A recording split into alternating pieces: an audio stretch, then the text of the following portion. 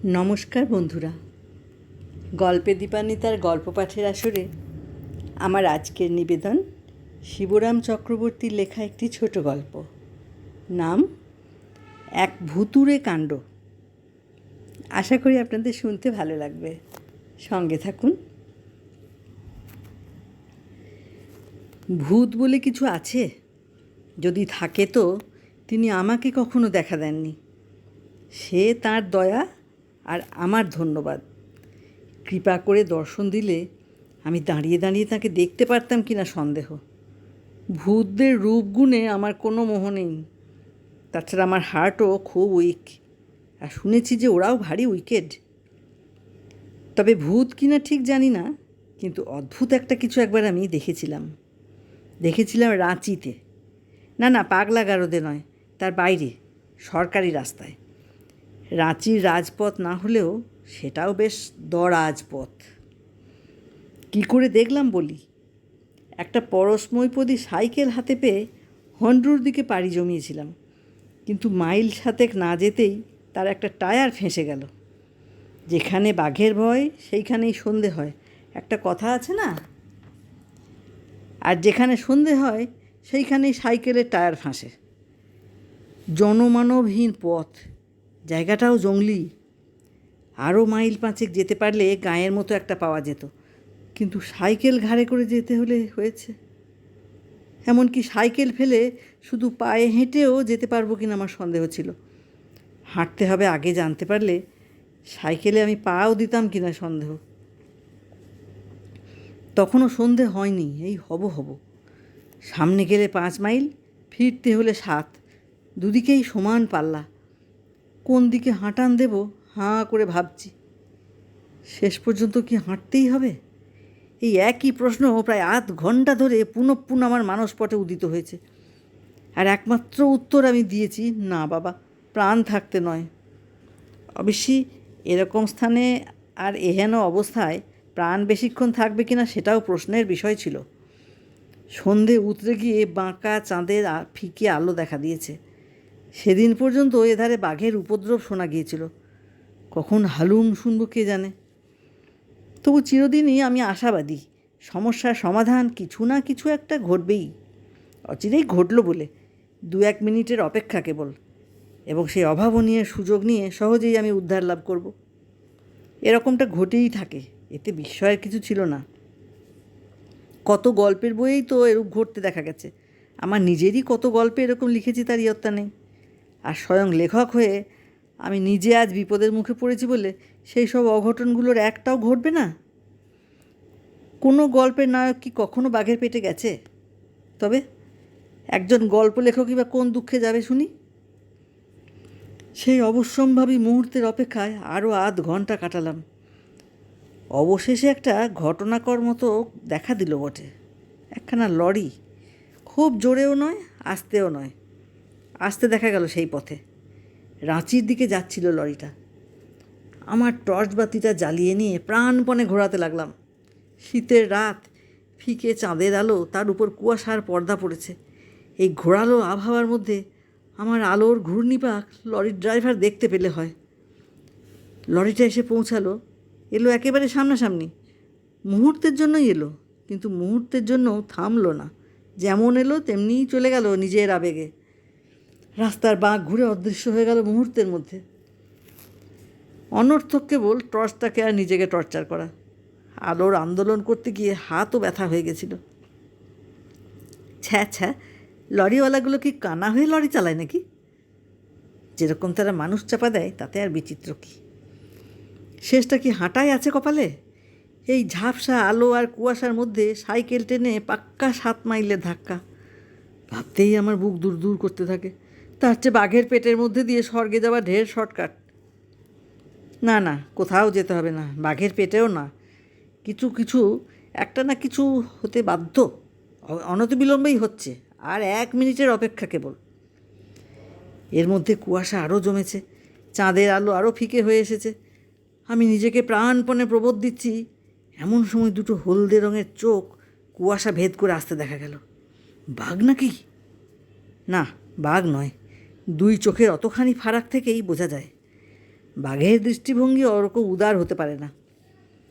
আবার আমি বাহুবলে টর্চ ঘোরাতে লাগলাম। ছোট একটা বেবি অস্টিন, তারই কটাক্ষ।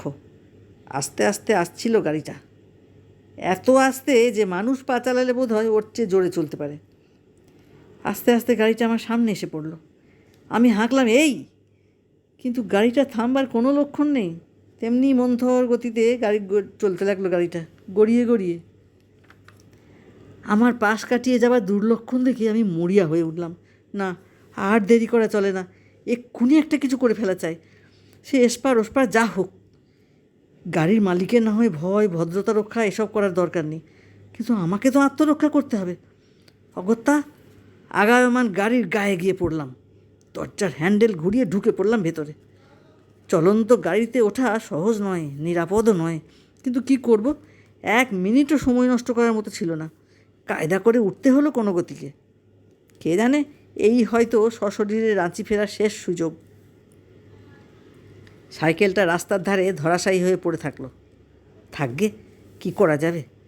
নিতান্তই যদি রাত্রে বাঘের পেটে না যায়। বাঘরা কি সাইকেল খেতে ভালোবাসে? কাল সকালে উদ্ধার করা যাবে। সাইকেলের মালিককে আগামীকাল একসময় জানালেই হবে। বেশি বলতে হবে না, খবর দেবা মাত্র আমার 14 গোষ্ঠীর শ্রাদ্ধ করতে করতে এসে তিনি নিজেই নিয়ে যাবেন। ছোট্ট গাড়িটার মধ্যে যতটা আরাম করে বসা যায় বসেছি। বসে ড্রাইভারকে লক্ষ্য করে বলতে গেছি, আমায় লালপুরায় মোড়টা নামিয়ে দেবেন, তাহলেই হবে।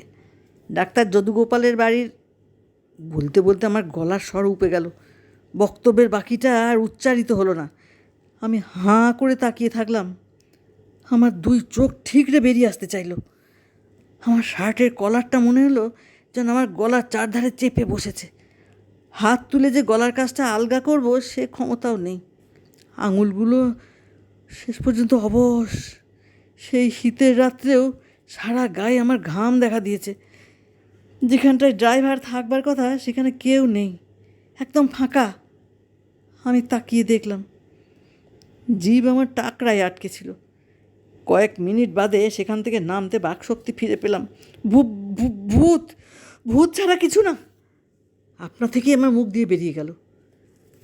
আমার কথায় ভূত যে কর্ণপাত করলো তা মনে হলো না। ড্রাইভার গাড়ি যেমন চলছিল তেমনিই চলতে লাগলো। প্রথমে আমার মনে হলো নেমে পড়ি গাড়ি থেকে, কিন্তু তারপর সমস্ত পথ হেঁটে মরতে হবে এই কথা ভাবতেই ভূতের মারও তার চেয়ে ঢের শ্রেয় বলে আমার জ্ঞান হলো। আমার নামের প্রথমার্ধ ভূত ভাবন, আর বাকি অর্ধেক ভূত ধাবন। কাজেই ভূতের ভয় আমার থাকলেও ভাবনা তেমন হয় না। ভূতের হাতে মরলেও শিবলোক কিংবা রামরাজ্য একটা কিছু আমি পাবই, সেটা একেবারে নিশ্চিত। কিন্তু তাহলেও এমন অভূতপূর্ব অবস্থায় পড়তে হবে কখনো ভাবিনি। ড্রাইভার নেই এবং গাড়ির ইঞ্জিনও চলছিল না, তবু গাড়ি চলছিল এবং ঠিক পথ ধরেই চলছিল। এই কথা ভেবে এবং হেঁটে যাওয়ার চেয়ে বসে যাওয়ার আরাম বেশি বিবেচনা করে প্রাণের মায়া ছেড়ে দিয়ে সেই ভুতুরে গাড়িকেই আশ্রয় করে রইলাম।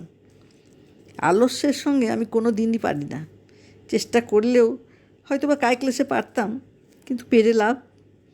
চিরকালের মতো এবারও আমার আলস্যই জয়ী হলো শেষটায়।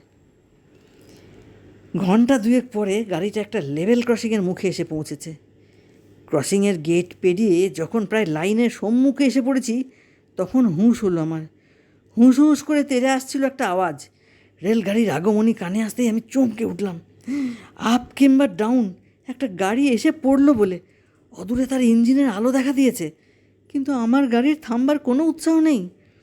বিনে ভাড়ায় গাড়ি চেপে চলেছি বলে কি অদৃশ্য ভূত আমায় টেনে নিজের দল ভারী করতে চায় নাকি?